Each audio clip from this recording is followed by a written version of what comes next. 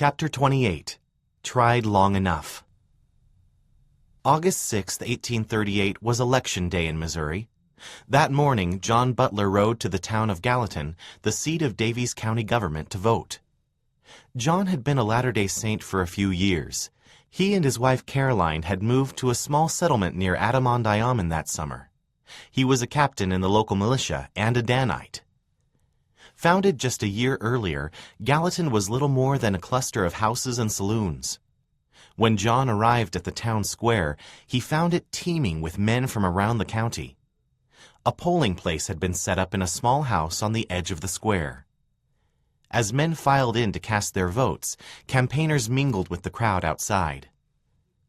John joined a small group of saints standing apart from the main group. Attitudes in Daviess County had never favored the saints. After Joseph had established a stake in Adam-on-Diomen, the settlement blossomed and more than 200 houses had been built. The saints could now influence the county vote, and that angered many other settlers. To avoid problems, John and his friends planned to vote together and return home quickly. As John approached the polling place, William Penniston, a candidate for state representative, climbed on top of a whiskey barrel to make a speech. William had tried to court the saints' vote earlier that year, but when he learned that most of them favored the other candidate, he lashed out against them. "The Mormon leaders are a set of horse thieves, liars, and counterfeiters," William bellowed to the men gathered nearby. John grew uneasy. It would not take much for William to turn the crowd against him and his friends. Most of the men were already angry with them, and many had been drinking whiskey since the polls opened.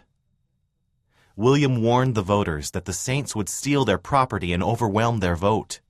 They did not belong in the county, he said, and had no right to take part in the election. "I headed a mob to drive you out of Clay County," he boasted, turning to John and the other saints, "and would not prevent you from being mobbed now." More whiskey passed through the crowd. John heard some men curse the saints. He started to back away. He was over 6 feet tall and powerfully built, but he had come to Gallatin to vote, not fight. Suddenly, a man in the crowd tried to punch one of the Latter-day Saints. Another saint leapt to his defense, but the crowd knocked him back. A third saint grabbed a piece of lumber from a nearby woodpile and clubbed the attacker across the head. The man fell close to John's feet. Men on both sides grabbed clubs and pulled out knives and whips. The saints were outnumbered 4-1, but John was determined to protect his fellow saints and their leaders. Spotting a pile of fence rails, he grabbed a thick piece of oak and rushed to the fight. "Oh yes, you Danites," he cried out, "here is a job for us." He clubbed the men attacking the saints, measuring each swing to knock his opponents down, not kill them. His friends fought back as well, improvising weapons from sticks and rocks. They knocked down anyone who rushed at them, ending the fight after 2 minutes. Catching his breath, John looked out across the town square. Wounded men lay motionless on the ground. Others were slinking away. William Penniston had jumped off his whiskey barrel and fled up a nearby hill. A man from the crowd approached John and said the saints could vote now. "Put down your stick," he said. "There's no use for it." John gripped the fence rail tighter. He wanted to cast his vote, but he knew he would be trapped if he went into the small house and tried to vote unarmed. Instead, he turned around and started to walk away. "We must take you prisoner," another man called out.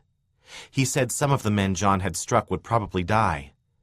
"I am a law-abiding man," John said, "but I do not intend to be tried by a mob." He mounted his horse and left town. The next day, John rode to Far West and told Joseph about the fight. Reports of deaths at Gallatin were spreading rapidly through northern Missouri, and mobs were preparing to attack the saints. Fearing John would be a target for retaliation, Joseph asked him if he had moved his family out of Daviess County yet. "No," said John.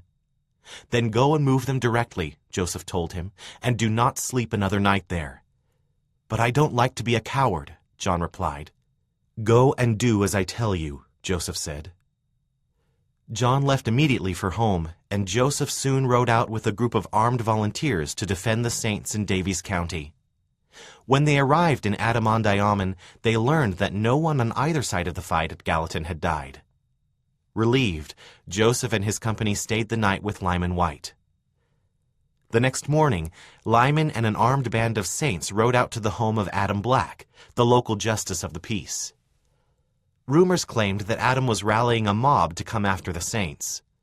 Lyman wanted him to sign a statement saying that he would guarantee fair treatment of the saints in Daviess County, but Adam refused. Later that day, Joseph and more than 100 saints returned to Adam's cabin. Samson Avard, a leader of the Danites in Far West, took 3 of his men into the house and tried to force the justice of the peace to sign the statement. Adam again refused, demanding to see Joseph. At that point, the prophet joined the negotiations and settled the matter peacefully, agreeing to let the justice write up and sign his own statement.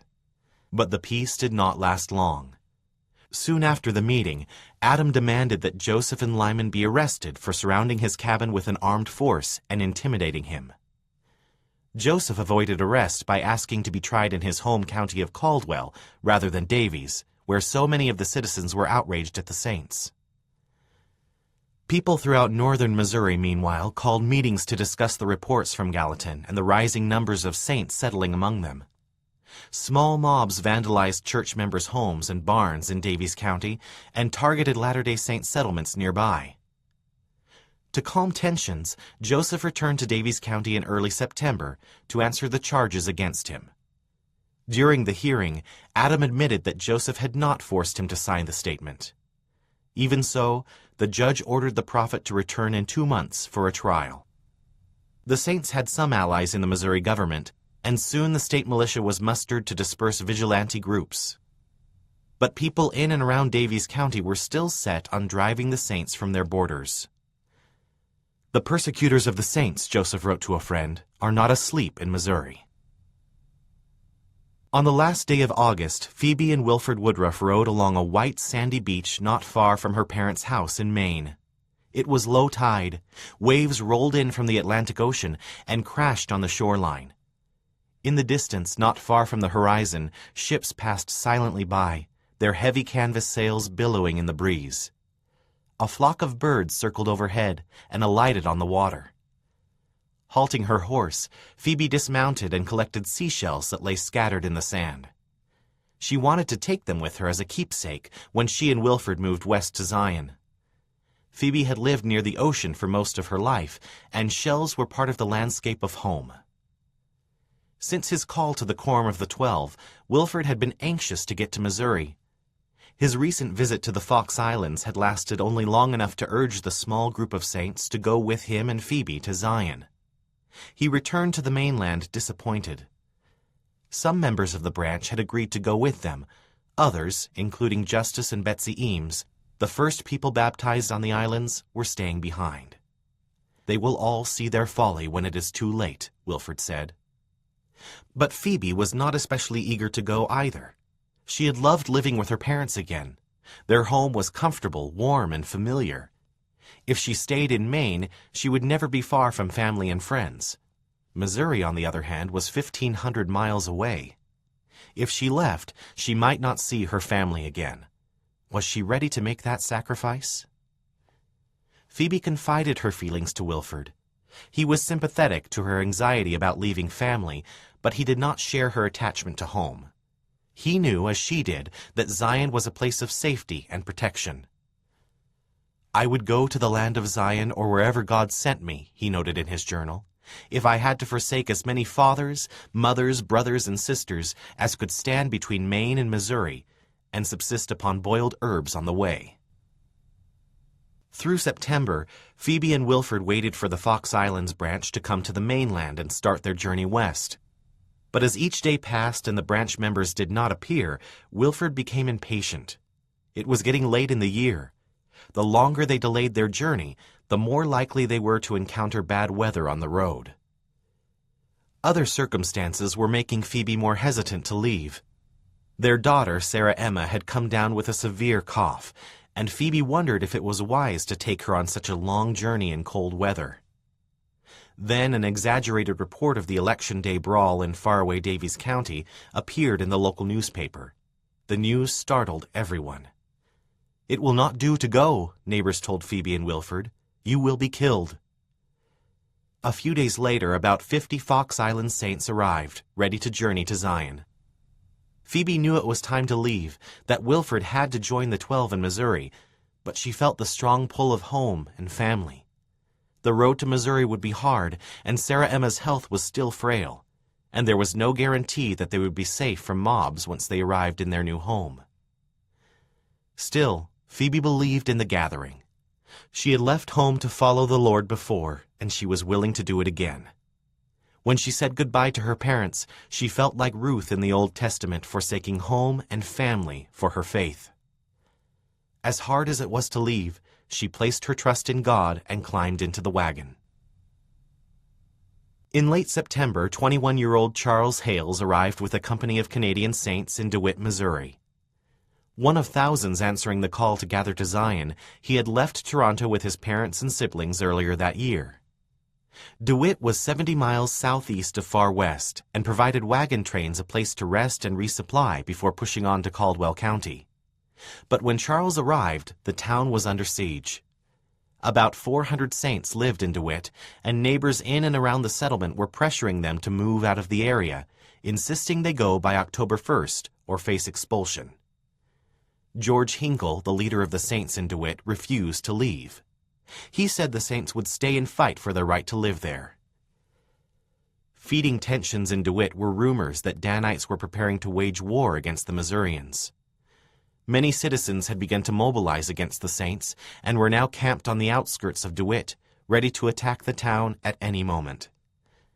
The saints had sent an appeal to Missouri Governor Lilburn Boggs for protection. Most of the Canadian saints pushed on to Far West, anxious to avoid conflict, but George asked Charles to stay and defend DeWitt against mobs. As a farmer and musician, Charles was more accustomed to a plow or trombone than a gun, but George needed men to build up fortifications around DeWitt and prepare for battle. On October 2nd, the day after the saints' deadline to abandon the settlement, the mob started shooting at them. At first, the saints did not return fire, but after 2 days, Charles and some 24 saints took positions along their fortifications and fired back, wounding one man.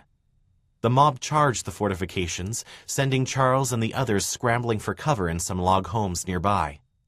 The mob blocked roads going into DeWitt, cutting the saints off from food and other supplies. 2 nights later, on October 6th, Joseph and Hiram Smith slipped into town with Lyman White and a small band of armed men. They found the saints nearly out of food and other provisions. Unless the siege ended soon, hunger and sickness would weaken the saints before the mob had to fire another shot. Lyman was ready to defend DeWitt to the end, but after Joseph saw how desperate the situation was, he wanted to broker a peaceful solution. He was sure that if any Missourians were killed in the siege, mobs would descend on the town and wipe the saints out. Joseph sent a plea for Governor Boggs' help, enlisting a friendly Missourian to carry the appeal. The messenger returned 4 days later with news that the governor would not defend the saints against attacks. Boggs insisted the conflict was between them and the mob. They must fight it out, he said. With enemies assembling in nearly every nearby county and the saints receiving no reliable support from the state militia, Joseph knew he had to end the siege. He hated to give in to the mob, but the saints in DeWitt were exhausted and desperately outnumbered. Defending the settlement further could be a fatal mistake. Reluctantly, he decided it was time to abandon DeWitt and retreat to Far West. On the morning of October 11th, the saints loaded up what little property they could carry in wagons and set out across the prairie. Charles wanted to go with them, but another Canadian saint who was not yet ready to leave asked him to stay behind and help him. Charles agreed, expecting that he and his friend would quickly be able to catch up with the rest of the saints. But after they finally slipped out of town, his friend turned back when his horse gave out. Unwilling to stay any longer in hostile territory, Charles set off alone and on foot over the unfamiliar prairie. He headed northwest in the direction of Caldwell County with only a vague idea of where he was going. On October 15th, a few days after the DeWitt saints arrived in Far West, Joseph called together every man in town. Hundreds of saints had retreated to Far West, fleeing mob activities across northern Missouri. Many of them now lived in wagons or tents scattered throughout the town. The weather had turned cold, and the saints were cramped and miserable. Joseph could see the situation was spiraling out of control. He was getting reports that their enemies were gathering from all directions. When mobs had attacked them in Jackson and Clay counties, the saints had tried to bear it meekly, retreating from conflicts and relying on lawyers and judges to restore their rights. But where had it gotten them? He was tired of the abuse, and he wanted to take a bolder stand against their enemies. The saints were out of options. "We have tried long enough," Joseph cried out to the men around him. "Who is so big a fool as to cry, 'The law,' when it is always administered against us and never in our favor?" Years of stolen land and unpunished crimes against the saints had left him with little trust in politicians and lawyers, and the governor's unwillingness to help the saints only reinforced that view. "We will take our affairs into our own hands and manage for ourselves," Joseph said. "We have applied to the governor, and he will do nothing for us. The militia of the county we have tried, and they will do nothing." He believed the state itself was no better than a mob. "We have yielded to the mob in DeWitt," he said, "and now they are preparing to strike a blow in Davies." He refused to let anything else be taken from the saints. They would defend themselves, the prophet declared, or die in the attempt.